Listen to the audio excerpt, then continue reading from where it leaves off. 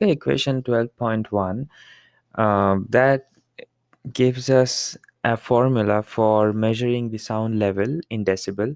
So beta is the sound level that we can measure if we know the intensity of some source. So I naught is the threshold level of human ear. So that's the amount of intensity that's the minimum amount of intensity that we can hear.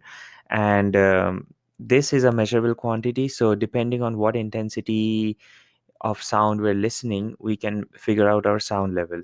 So since it is said that the single mosquito makes a sound close to the threshold of human hearing, which is I naught. So for 200 such mosquitoes, it should be 200 times I naught.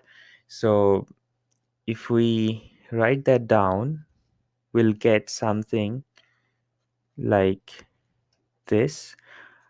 Since it's 200 times the threshold frequency. Now we don't need the value of the threshold frequency because since we have two I naughts on both the numerator and denominator, so they get rid of themselves.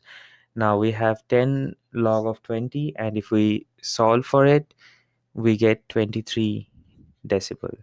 So that's the sound level 200, which 200 mosquitoes make. Thank you.